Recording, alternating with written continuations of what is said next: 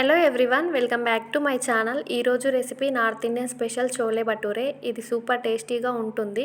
దీన్ని మనం ఇంట్లోనే ఈజీగా చేసుకోవచ్చు. ఆలస్యం చేయకుండా హోటల్ స్టైల్ చోలే భటూరేను సింపుల్గా ఇంట్లోనే ఎలా చేయాలో చూసేద్దాం. ఈ వీడియోని స్కిప్ చేయకుండా ఎండ్ వరకు చూడండి. ఇప్పటి వరకు మన ఛానల్ని సబ్స్క్రైబ్ చేసుకొని వాళ్ళు వెంటనే వెళ్ళి సబ్స్క్రైబ్ చేసి పక్కనే ఉన్న బెల్ ఐకాన్ని యాక్టివేట్ చేయండి. అప్పుడే నేను చేసే ప్రతి వీడియో నోటిఫికేషన్ మీ వరకు వస్తుంది. కాబూలీ శనగల్ని తీసుకొని ఓవర్ నైట్ నానబెట్టి అందులోకి సాల్ట్ వేసి మెత్తగా ఉడికించుకోవాలి. కప్పు వరకు మైదా పిండిని తీసుకొని అందులోకి పావు కప్పు పెరుగు, సాల్ట్ని వేసి మంచిగా కలిపి వాటర్ వేసుకుంటూ పిండిని మెత్తగా కలుపుకొని 1 అవర్ పాటు పక్కన పెట్టుకోవాలి. కర్రీ కోసం సన్నగా కట్ చేసిన ఆనియన్, 2 మీడియం సైజ్ టమాటాను మిక్సీ పట్టి ఇలా ప్యూరీలా చేసుకోవాలి. 4-5 పచ్చిమిర్చి, ఓల్ గరం మసాలాలు కొంచెం కొంచెం వేసుకోవాలి. శనగల్ని ఇలా మెత్తగా ఉడికించి తీసుకోవాలి. అప్పుడే కర్రీ టేస్టీగా వస్తుంది.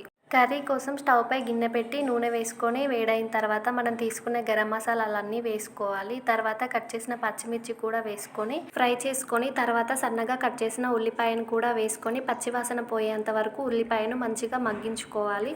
తర్వాత ఇందులోకి పావు టీ స్పూన్ వరకు పసుపు, ప్యూరీ చేసుకున్న టమాటాను వేసుకొని ఆయిల్ పైకి తేలేంత వరకు మంచిగా ఫ్రై చేసుకోవాలి.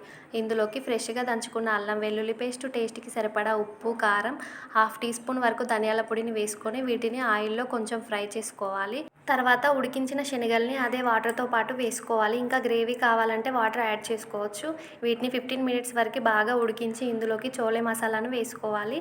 చోలే మసాలా లేకపోతే గరం మసాలానైనా వేసుకోవచ్చు. కర్రీ అయితే రెడీ అయిపోయింది. తర్వాత స్టవ్ పై గిన్నె పెట్టుకొని డీప్ ఫ్రైకి సరిపడా ఆయిల్ వేసుకోవాలి. పిండి అయితే చక్కగా నానిపోయింది. కొంచెం కొంచెం పిండిని తీసుకొని పూరీ సైజ్ కంటే కొంచెం పెద్దగా పూరీలను అయితే చేసుకోవాలి. వేడిగా ఉన్న నూనెలో పూరీని వేసుకొని కొంచెం కొంచెం ప్రెస్ చేసుకుంటూ పూరీని హై ఫ్లేమ్లో కాల్చుకోవాలి. అప్పుడే పూరి పొంగుతూ వస్తుంది. పూరీని 2 వైపులా కొంచెం ఎర్రగా అయ్యేంత వరకు ఫ్రై చేసుకోవాలి. అప్పుడే పూరి కొంచెం క్రిస్పీగా, కొంచెం సాఫ్ట్గా చాలా బాగుంటుంది.